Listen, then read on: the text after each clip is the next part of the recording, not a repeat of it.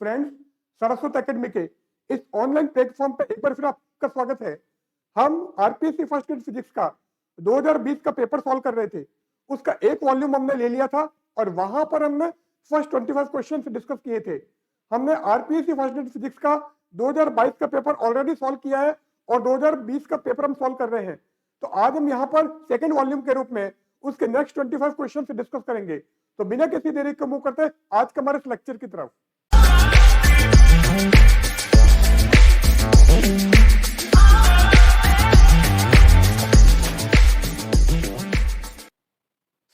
आज का जो हमारा फर्स्ट क्वेश्चन है वो क्या है? There is a diode connected to an external resistance and an EMF source as shown in figure. तो हमारे पास में डायग्राम है। यहां पर हमने क्या किया है, तो यहां पर हमारे पास में एक फिगर है। इसमें हमने क्या किया है, एक डायोड को कनेक्ट किया है और एक 100 ओम का एक रेजिस्टेंस लगा रखा है। Assuming that potential barrier developed in diode is 0.5 volt. तो डायोड में 0.5 वोल्ट का क्या हो रहा है, पोटेंशियल बैरियर डेवलप हो रहा है। The value of current in the circuit is, अब इस सर्किट में कितनी करंट फ्लो हो रही है उसकी हम बात करेंगे। 2.5 वोल्ट की हमने एक बैटरी लगा रखी है और इसके अक्रॉस जो पोटेंशियल बैरियर डेवलप हो रहा है वो हमारा 0.5 वोल्ट है। यहां पर हम क्या करते हैं, ये हमारे पास में डायग्राम है, इसके अंदर हम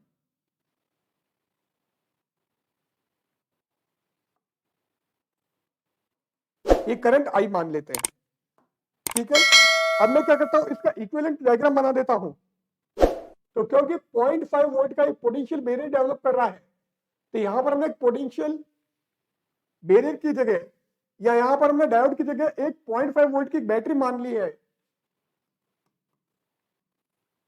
ये तो हमारा 100 ओम, यहां पर 2.5 वोल्ट और ये हमारे पास में 0.5 वोल्ट, और इस में जो करंट फ्लो रही है वो हमने आई कंसीडर की है।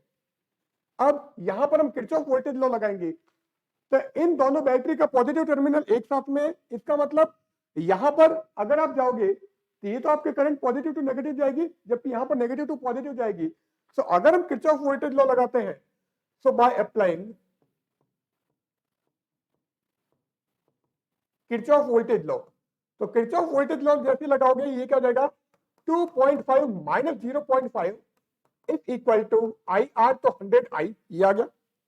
अब ये क्या हो जाएगा, ये हो गया हमारा 2 is equal to 100 I, so I is equal to 2 by 100 and 2 by 100 का मतलब 0.02 एम्पियर। तो 0.02 एम्पियर की जो करंट है वो हमारे सर्किट में फ्लो होगी। सो करेक्ट ऑप्शन क्या हो जाएगा, करेक्ट ऑप्शन हमारा फर्स्ट हो जाएगा।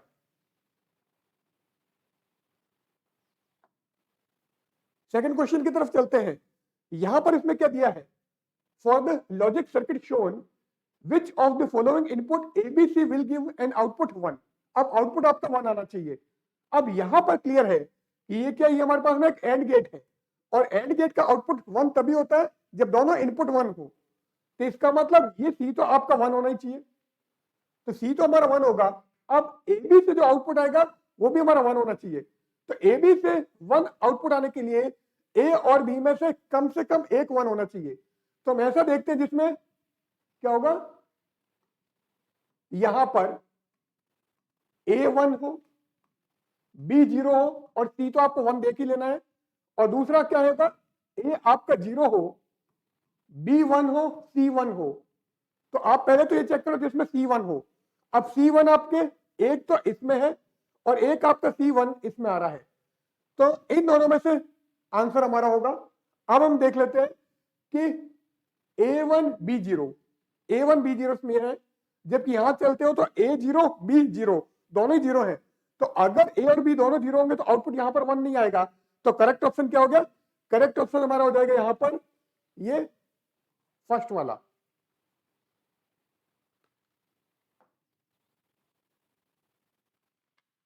Now, frequencies in the UHF range normally propagated by means of, अब UHF या अल्ट्रा हाई फ्रीक्वेंसी की बात कर रहा है कि अल्ट्रा हाई फ्रीक्वेंसी की जो वेव है वो नॉर्मली किसमें से प्रोपेगेट होती है, तो हमारी क्या होगी, इसका आंसर हो जाएगा हमारा इसका ही वेव, सॉरी स्पेस वेव। तो स्पेस वेव, तो आंसर हमारा क्या हो जाएगा, ये फोर्थ। तो फोर्थ क्या हो जाएगा, स्पेस वेव, क्योंकि स्पेस वेव की जो फ्रीक्वेंसी होती है वो क्या होती है, its frequency is 30 megahertz to 3000 megahertz. तो 30 मेगाहर्ट्ज से 3000 मेगाहर्ट्ज की फ्रीक्वेंसी हमारी स्पेस वेव की फ्रीक्वेंसी है या यूएचएफ की फ्रीक्वेंसी है, और यूएचएफ हमारा इसमें क्या होगा, स्पेस वेव के फॉर्म में होगा।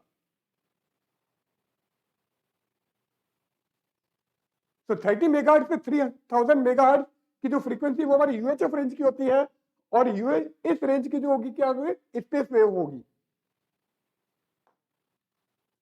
ना अगले की बात करते हैं, इसमें क्या दिया है, the velocity of a moving particle in A rotating reference frame is v। तो v डैश हमको दे रखा है, and angular velocity of rotating frame is omega. तो वेलोसिटी क्या दे दी है, किसकी, moving particle in A rotating frame में आपकी जो वेलोसिटी वो आपकी v डैश है, एंड एंगुलर वेलोसिटी आपके पास में ओमेगा डैश, सॉरी ओमेगा है। If the value of Coriolis force on the particle is maximum, अब मैक्सिमम कॉरियोलिस फोर्स है, then angle between omega and v dash. अब Coriolis force का हम पहले फॉर्मूला देख लेते हैं, वो क्या होता है। कॉरियोलिस फोर्स का जो हमारा फॉर्मूला है वो क्या है, वो हमारे पास में है F Coriolis is equal to minus twice m omega cross v dash. ये हमारा कॉरियोलिस फोर्स का फॉर्मूला है। अब इसमें क्या है कि कॉरियोलिस फोर्स मैक्सिमम है। कॉरियोलिस फोर्स मैक्सिमम होने के लिए अगर हम a क्रॉस b को ओपन करते हैं तो ये क्या था, ए बी साइन थीटा, तो omega V dash sine theta. अब कॉरियोलिस फोर्स के मैक्सिमम होने के लिए साइन थीटा की मैक्सिमम वैल्यू होनी चाहिए, और साइन थीटा की मैक्सिमम वैल्यू 1 होती है, और 1 कब होती है, जब थीटा हमारा π/2 हो या थीटा हमारा 90 डिग्री हो। तो ओमेगा एंड वी डैश हमारे परपेंडिकुलर होंगे, 90 डिग्री पर होंगे। सो करेक्ट ऑप्शन हमारा आ गया ये थर्ड वाला।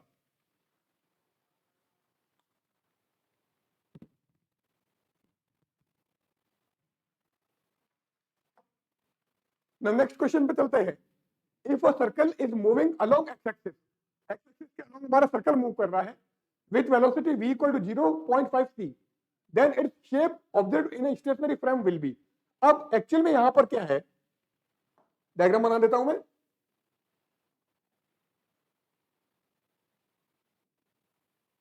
अब ये हमारा सर्कल है, एक्स डायरेक्शन में मूव कर रहा है। तो अगर सर्कल हमारा एक्स डायरेक्शन में मूव करेगा तो क्या होगा, जिस डायरेक्शन में मूव करता है वहां पर क्या होता है, आपको उसकी साइज छोटी दिखाई देती है। तो ये जो इसका शेप है ये क्या हो जाएगा,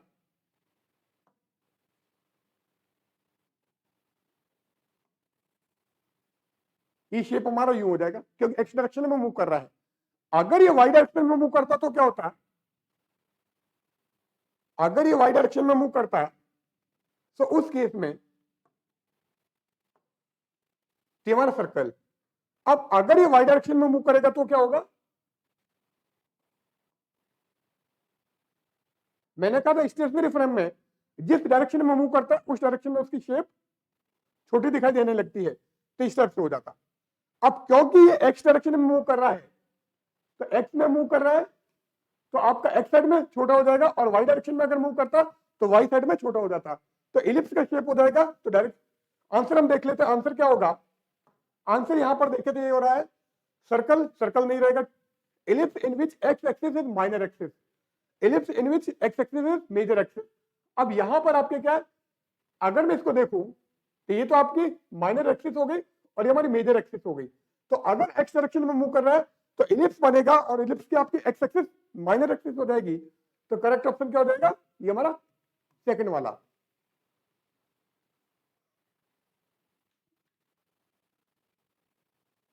एक्चुअल में लेंथ कॉन्ट्रैक्शन का क्वेश्चन है। लेंथ कॉन्ट्रैक्शन का अगर मैं फॉर्मूला देखूं तो फॉर्मूला हमारे पास में क्या वो है, L equal to L naught root of 1 minus V square by C square. ठीक है, अब v हमको वेलोसिटी दे रखी है, वेलोसिटी रखोगे तो बता देगा कि कितना ये छोटा हो जाएगा, कितनी लेंथ इसकी कॉन्ट्रैक्ट हो जाएगी। अब अगर हम एरिया के लें तो एरिया का भी फॉर्मूला कुछ इसी टाइप से है। तो ये तो आपकी लेंथ के लिए, तो यहां पर एक्चुअल में क्या होता है, एरिया कम हो जाएगा। तो एरिया का अगर फॉर्मूला लें तो एरिया क्या होता है, A is equal to A not root of 1 minus V square by C square. तो अगर आप एरिया निकालोगे तो एरिया आपका कॉन्ट्रैक्ट होकर इतना रह जाएगा, और लेंथ अगर निकालना चाहते हो यहां पर एक्स डायरेक्शन में और यहां पर वाई डायरेक्शन में, तो आपका फॉर्मूला ये होगा। तो हमारा करेक्ट ऑप्शन क्या हो जाएगा, ellipse in which X axis is minor axis.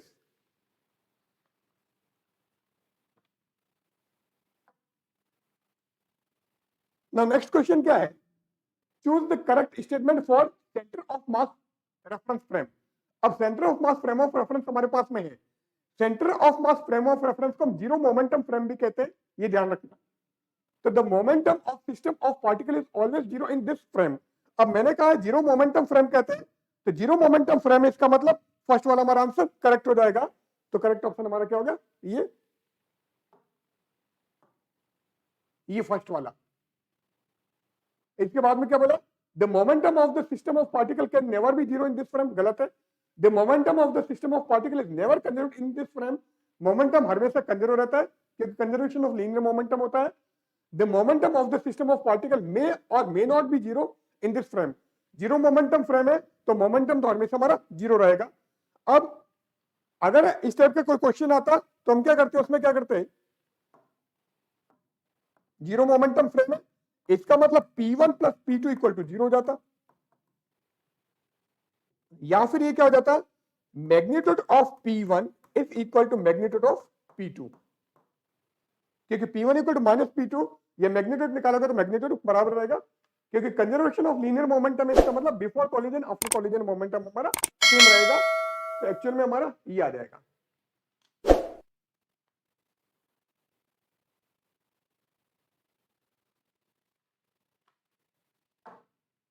Next question पे चलो।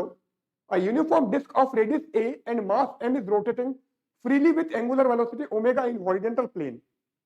अब एक्चुअल में आपकी यूनिफॉर्म डिस्क है, रेडियस a है, मास m है, फ्रीली रोटेट हो रही है with angular velocity omega in horizontal plane about a fixed vertical axis through its centre. अब इसके सेंटर से एक वर्टिकल एक्सिस पास हो रही है उसके अलोंग। तो अगर मैं इसका डायग्राम बना दूं, ये सिलेक्ट हो गया, ये फिल, ये हमारी डिस्क हो गई, ठीक है। अब इसमें से एक एक्सिस पास हो रहा है, ये एक्सिस पास हो रहा है, इसके अलोंग हमारी रोटेट कर रही है विद एंगुलर वेलोसिटी ओमेगा। अब इस डिस्क का मास क्या है, मास इसका है m, मास m है, ये मास m, और रेडियस की अगर बात करें तो रेडियस इसकी a दे रखी है ये। तो अगर मैं इसका मोमेंट ऑफ इनर्शिया निकालूं तो मोमेंट ऑफ इनर्शिया क्या हो जाएगा, इसका हाफ mr स्क्वायर होता है, हाफ ma स्क्वायर, ठीक है। अब क्या बोला है, a particle of mass m is then suddenly attached to the rim of the disk। अब इस डिस्क के रिम पर एक मास अटैच कर देते हैं and rotate with it, the new angular speed आपको निकालनी है। इसकी एंगुलर स्पीड आपकी क्या थी, ओमेगा थी, तो ओमेगा एंगुलर स्पीड है इसकी, ये हमने लिख दिया। नाउ अब क्या हो रहा है, ये हमारी डिस्क,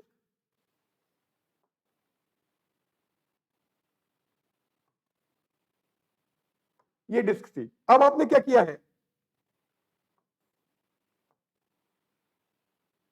यहां पर हमने एक मास अटैच कर दिया है, ये मास हमने अटैच कर दिया, ये हमारा m है, और इस डिस्क का मास भी m है, रेडियस इसकी a है, एंगुलर स्पीड में इसके ओमेगा डैश मान लेता हूं जिसकी वैल्यू मेरे को निकालनी होगी। अब इस केस में मोमेंट ऑफ इनर्शिया अगर निकालें तो यहां पर क्या हो रहा है, ये पैरेलल एक्सिस थ्योरम आ रही है। तो पैरेलल एक्सिस थ्योरम में क्या होता है, I1 plus M D square या IG plus M D square, तो हाफ एम ए स्क्वायर तो पहले से था प्लस एम डी स्क्वायर, तो डी का मतलब दोनों के बीच का डिस्टेंस जो कि आपका a है, ये 3/2 M A square. Now conservation of angular momentum लगा दो, तो एंगुलर मोमेंटम क्या होता है, J equal to I omega, तो ये हो जाएगा कंजर्वेशन ऑफ एंगुलर मोमेंटम से I1 omega is equal to I2 omega dash.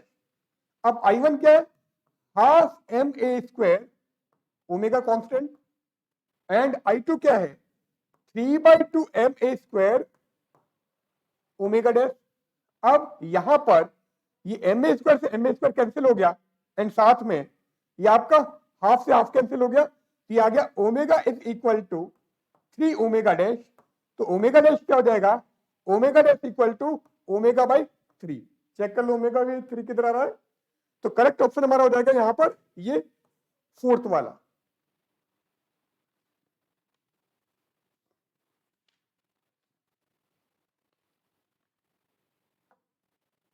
Now next, Young's modulus y, bulk modulus k and modulus of rigidity eta are related as। अब यहां पर आपके पास में y k एंड eta में relation चाहिए। अब y k और eta में रिलेशन क्या होता है, ये होता है हमारा y is equal to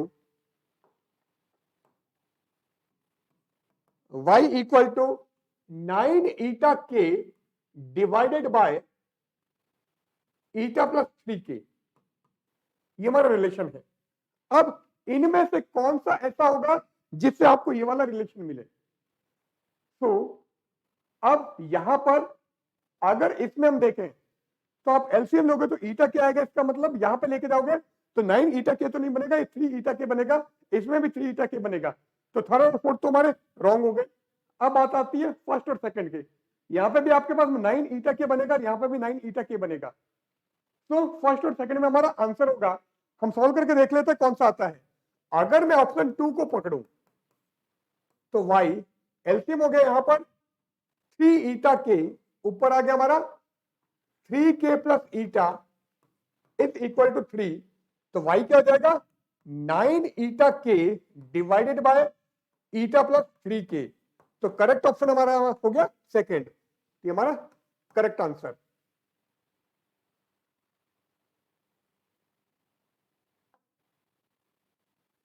Now next question, theoretically the value of Poisson's ratio lies between। अब प्रैक्टिकल वैल्यू की अगर बात करें तो प्रैक्टिकल वैल्यू तो हमारी क्या होती है, ये कभी भी आपकी नेगेटिव नहीं होती है, क्योंकि 0.5 एंड 0 के बीच में लाइव करेगी, ये तो क्या होगी प्रैक्टिकल।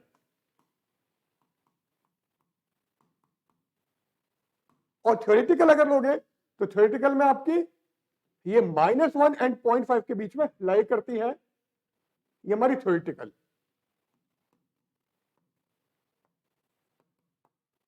ये सिग्मा के थ्योरेटिकल वैल्यू।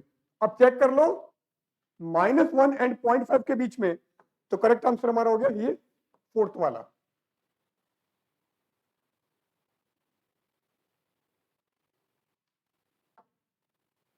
नेक्स्ट क्वेश्चन क्या है, the average energy of a damped harmonic oscillator is E.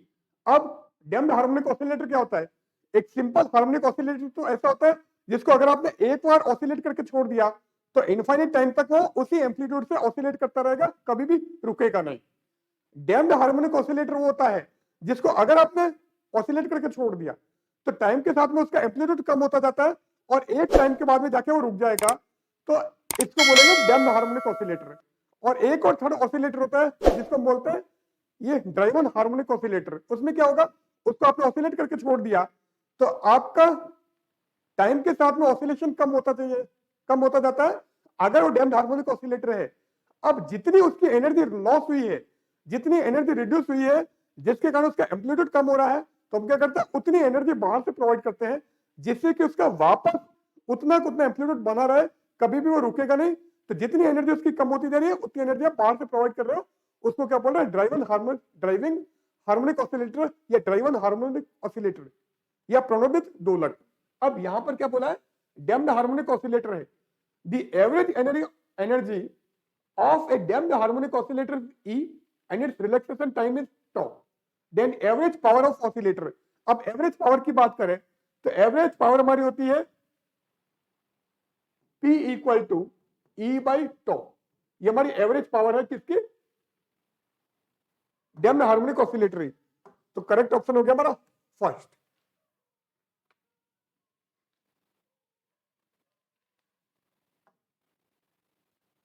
The phase difference between driving force and displacement of driven harmonic oscillator in high frequency condition is, in high driving frequency condition is। अब यहां पर आपका क्या गया, driven harmonic oscillator हो गया जिसको हम बाहर से एनर्जी देते हैं। अब यहां पर phase difference between driving force and displacement of driving harmonic oscillator निकालना है, किस कंडीशन में, हाई ड्राइविंग फ्रीक्वेंसी की कंडीशन में। अब फॉर्मूला हमारा क्या होता है, फॉर्मूला होता है tan phi is equal to 2rp divided by omega not square minus P square. P के frequency of driving force and omega not हमारा नेचुरल फ्रीक्वेंसी है। अब इसने बोला in high driving frequency condition निकालनी है, में लेनी है, तो पी की वैल्यू आपकी ओमेगा जीरो के कंपेरिजन में बहुत ज्यादा है। तो ये क्या हो गया? So tan phi is equal to 2rp upon minus P square, cancel कर दो, ये पी से पी कैंसिल हो गया, तो -2r/p ये आ गया। अब p की वैल्यू आपके बहुत ज्यादा है, तो अगर p की वैल्यू बहुत ज्यादा है तो ये क्या होगा? This tends to -0। जीरो में प्लस और माइनस नहीं होता है, केवल इस नेगेटिव की वजह से मैंने इसको माइनस लिख दिया है, क्योंकि tan 0 भी 0 होता है और tan पाई भी 0 होता है, तो माइनस की वजह से हमारा पाई हो जाएगा। तो फाई क्या हो गया? So phi is equal to pi, तो करेक्ट ऑप्शन क्या हो जाएगा? 180 डिग्री। तो ये हमारा करेक्ट आंसर आ गया।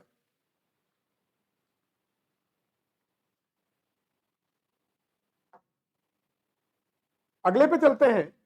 यहां पर क्या है? The correct relationship between the phase velocity vp and the group velocity vg is. अब vp एंड vg में करेक्ट रिलेशन की हम बात कर रहे हैं, तो करेक्ट रिलेशन इसका क्या होता है?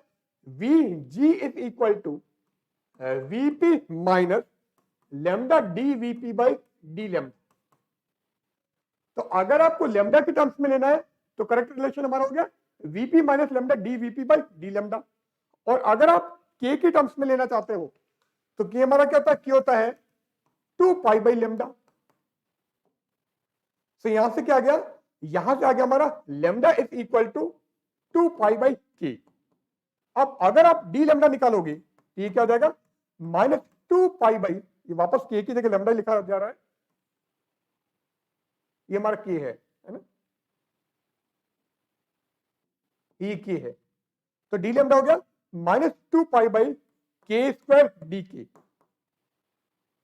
अब मैं यहां पर रख देता हूं, तो vg क्या हो जाएगा? तो vg is equal to vp minus lambda की जगह आप रख रहे हो 2 पाई बाई k, ये रख दिया, dvp अपनी जगह पर, और यहां पर क्या रखा आपने? -2 pi by k square D के। अब 2 पाई बाई k कैंसिल हो जाएगा, माइनस से माइनस कैंसिल हो जाएगा, और एक बचा हुआ k न्यूमरेटर में आ जाएगा, ये हो जाएगा हमारा vg is equal to vp plus k dvp by dk। Check कर दो ये कहां रहा है? तो vg इज इक्वल टू, यहां पर k की टर्म्स में नहीं है, लैम्डा की टर्म्स में ही है, तो करेक्ट आंसर तो हमारा ये आ गया। और अगर ये k की टर्म्स में होता तो करेक्ट आंसर हमारा बीच में प्लस आ जाता, तो लैम्डा की टर्म्स में तो माइनस लैम्डा और k की टर्म्स में प्लस k।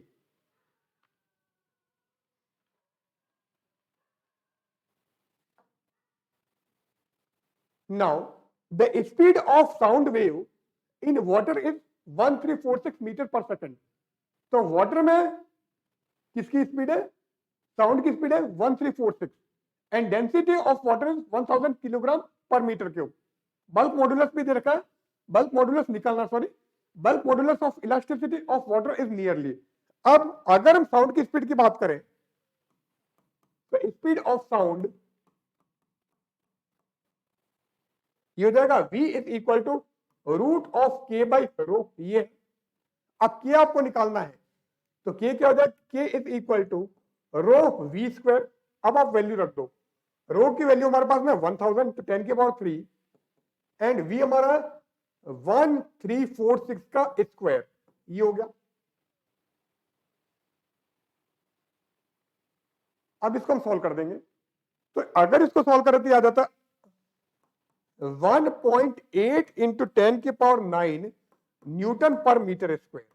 आंसर देख लो, 1.8 इंटू 10 टू पावर 9 न्यूटन पर मीटर स्क्वायर, तो आंसर हो गया हमारा फोर्थ वाला।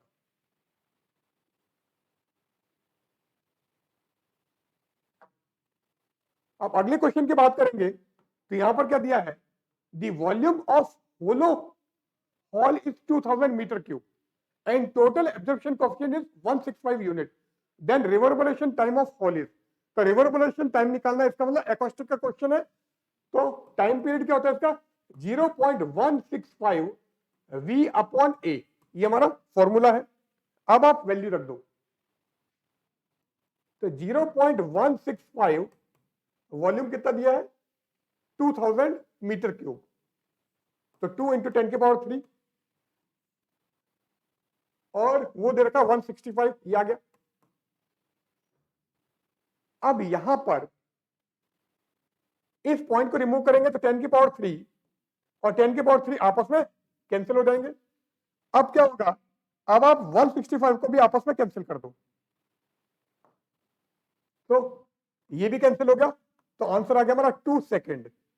तो करेक्ट ऑप्शन क्या हो गया, ये हो गया हमारा सेकंड वाला।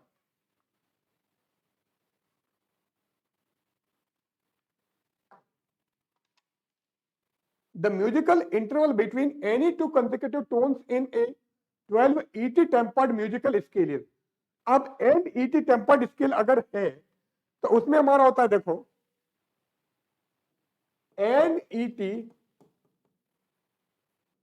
tempered scale अगर है, देन कंसेक्यूटिव टोन में जो म्यूजिकल स्केल क्या दिया है, म्यूजिकल इंटरवल, तो इसमें इंटरवल क्या होता है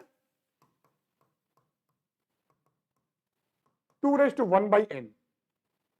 अब यहां पर दिया है, क्या दिया है, गिवन 12 ET टेम्पर्ड स्केल, तो इंटरवल हो जाएगा हमारा, तो इंटरवल 2⁻⁴, तो 2⁻⁴ हमारा रहा आंसर, ये सेकंड वाला।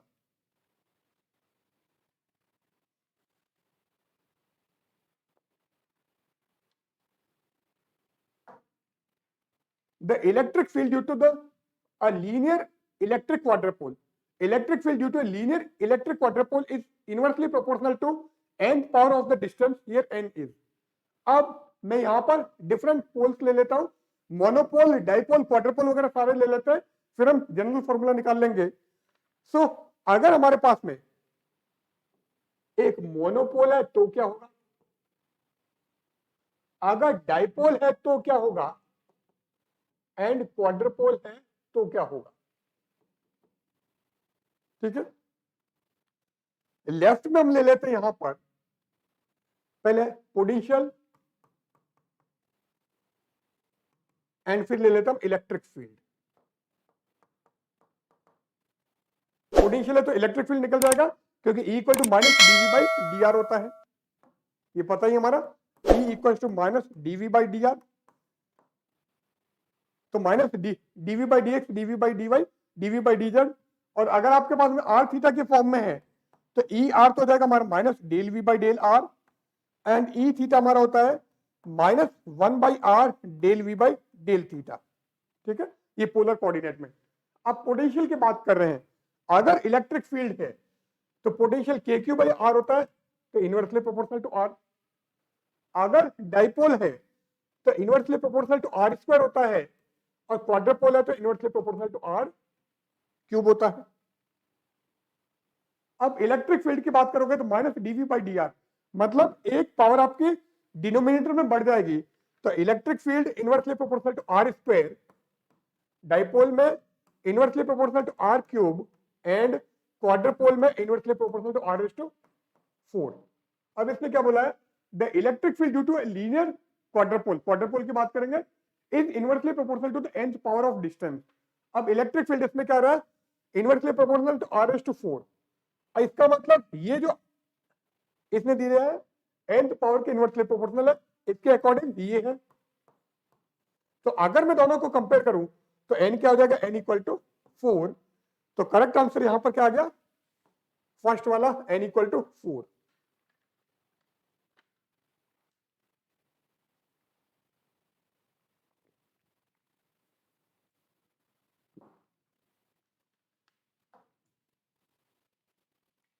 The classical radius of an electron is given by r = a E²/m0c²।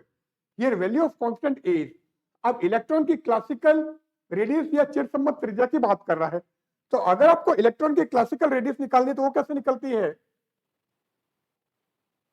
E = 3/5 K E square upon R E radius है, and this will be equal to m0 c square, ये हमारा होता है। ठीक है, अब आप इसको सॉल्व कर दो। तो अगर मैं इसको सॉल्व करूं, ये कैसा है, E equal to k q one q two by r, और इलेक्ट्रॉन को एग्जैक्टली आप स्फीयर नहीं मानते हो तो उसके कारण हमारा ई स्टेप से हो जाता है 3/5। तो ई हमारा 3/5 K E square by R E, और रस्ट मास के फॉर्म में निकालोगे तो रस्ट मास एनर्जी हमारी m0 c स्क्वायर। अब यहां से आप आर ई निकाल लो, तो आर ई क्या हो गया, तो r e is equal to 3/5 के हो गया हमारा 1/4πε0, आर ई उधर लेके चले गए 3/5, और ये E square divided by m0 c square. अब यहां पर m0 c स्क्वायर तो दे रखा है, ये ठीक है, और बचा हुआ ये पूरा क्या a। इसका मतलब a क्या हो गया 3/20 पाई इप्सिलॉन 0। तो 3/20 पाई इप्सिलॉन 0, तो करेक्ट आंसर क्या आ गया, ये हमारा ये सेकंड वाला।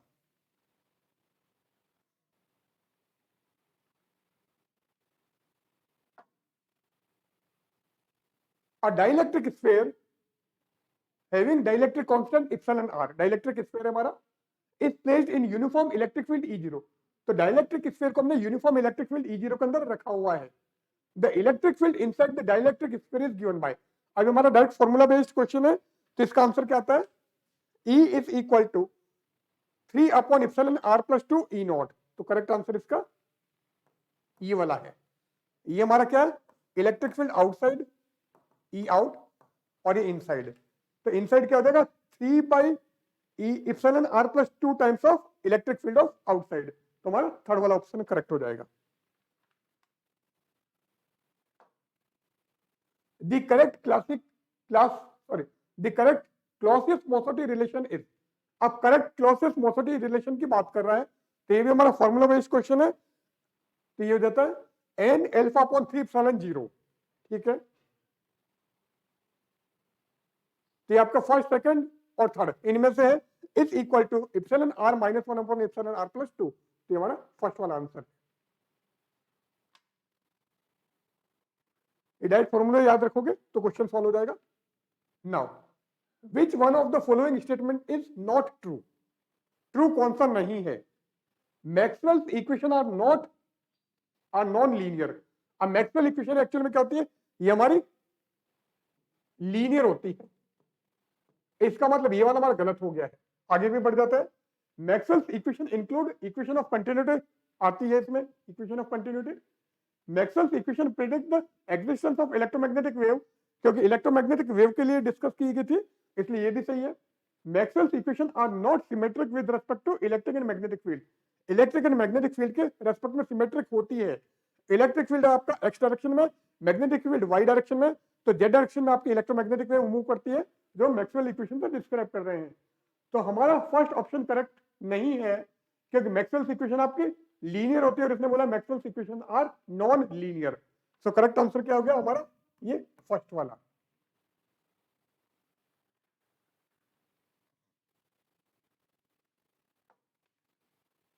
Displacement vector D, electric field E and polarization vector P are related as. अब डी ई और पी में हमको रिलेशन चाहिए, तो करेक्ट आंसर इसका क्या होता है, ये वाला D equal to ε0 E plus P. ये पी का क्या मतलब है, पी का मतलब पोलराइजेशन वेक्टर, डी का मतलब डिस्प्लेसमेंट, वैसे यहां पे लिखा हुआ है D displacement vector, E electric field and P polarisation vector. तो D equal to ε0 E plus P हमारा करेक्ट आंसर हो जाएगा। अब नेक्स्ट क्वेश्चन हम देख लेते हैं, यहां पर क्या है, a gas of molecules each having mass m is at rest in thermal equilibrium at the absolute temperature T। तो T पर हमारा thermal equilibrium में है। If Vx and Vy are Cartesian component of velocity of a molecule, molecule के Cartesian component हमारे velocity के Vx और Vy है, x डायरेक्शन में velocity Vx और y डायरेक्शन में Vy। What is the mean value of Vx plus v plus b v y का whole square, इसकी हमको क्या निकालना, मीन वैल्यू निकालनी है। सो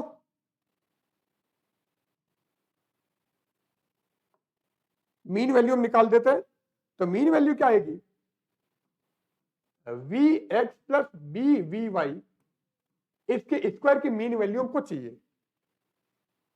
तो इसको ओपन कर देते होगा, mean value of v x square plus mean value of b v y square plus twice mean value of v x and mean value of b v y. तो b तो constant है। अब यहां पर क्या होता है, v x and v y की मीन वैल्यू हमारी 0 होती है, ठीक है, तो ये तो हम 0 कर देंगे। And v x square and v y square की जो मीन वैल्यू है ये होती के टी बाई एम। अब आप सब ये ऊपर रख दो, तो ये क्या हो जाएगा, mean value of v x plus b v y का होल स्क्वायर अगर निकालोगे तो ये तो हमारा 0 हो गया। अब यहां पर वी एक्स स्क्वायर की mean value k t by M,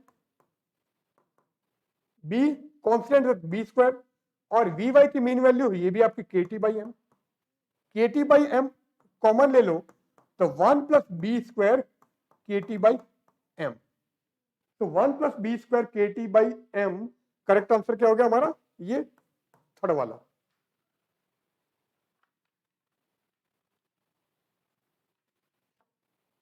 now choose the wrong Maxwell's relation for thermodynamical variable.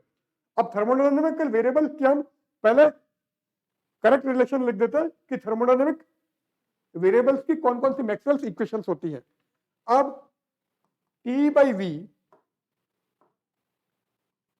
Equal to minus p by s, इससे निकलेगा, and t by p is equal to v by s, इससे निकलेगा। तो सारे हम निकाल लेते हैं। देखो पहला तो क्या हो गया, del T by del v at S equal to minus del T by del S at v. दूसरा हमारा हो गया, उल्टा कर दो, तो del we by del t del S by del p, यहां पर पी आ जाएगा, यहां पर टी आ जाएगा, ये करेक्ट है। अब ये पहले चेक कर लेते हैं। देखो T by V at S equal to del P by del S at V, first वाला correct. Then V by T में कहीं है क्या, वी बाई टी में ये del we by del T at P equal to minus del S by del P T. तो first और fourth तो हमारे करेक्ट हो गए। अब हम सेकंड और थर्ड पे जाते हैं, तो यहां से देखते हैं। देखो यहां से अगर निकालोगे तो क्या आ जाएगा, del T by del P at S equal to del we by del S at P, and दूसरा del P by del T at del S by del V. तो यहां पर तो आप वी कर दो, यहां पर टी कर दो। अब हम बचे हुए देख लेते हैं। थर्ड देखो तो del T by del P at S equal to del we by del S at p, ये भी सही है। इसका मतलब सेकंड हमारा गलत होगा, del S by del v at t equal to del, यहां पर पॉजिटिव है जबकि यहां पर नेगेटिव आ रहा है, तो हमारा जो है ये इनकरेक्ट आंसर हो जाएगा, इनकरेक्ट मैक्सवेल रिलेशन हो जाएगा। आंसर हमारा करेक्ट हो जाएगा, ऑप्शन हमारा सेकंड हो जाएगा।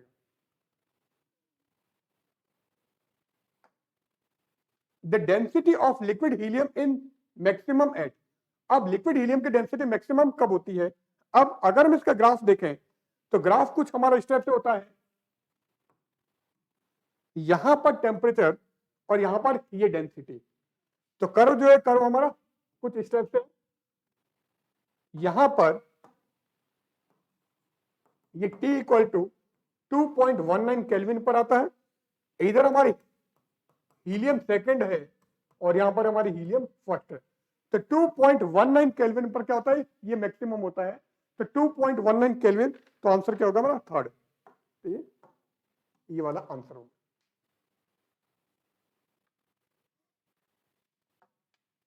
अब आज का हमारा last question, the enthalpy of a gas before and after Joule Thomson expansion are 80 calorie and 120 calorie respectively.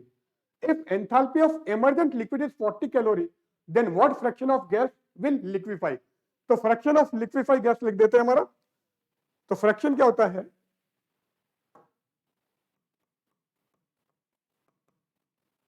Fraction of liquefy, कितनी गैस लिक्विफाई होगी? तो फॉर्मूला हमारा है HF minus H initial divided by HF minus H liquid into 100, ये हमारा formula. अब आप इसमें वैल्यू रख दो, the enthalpy of a gas before and after Joule Thomson expansion are 80 calorie and 120 calorie. तो फाइनल तो आपकी 120 और इनिशियल आपकी 80, फाइनल हमारी 120। If enthalpy of emergent liquid is 40 calorie, liquid की आपकी 40 है, इंटू 100 कर देते हैं तो परसेंटेज में आएगा, ये क्या हो जाएगा हमारा 40/80 इंटू 100, ये आपका 41 या 40, 42 या 80 कैंसिल हुआ, तो ये कितना हो गया हमारा 50%। तो करेक्ट आंसर क्या आ गया हमारा, ये थर्ड वाला 50%।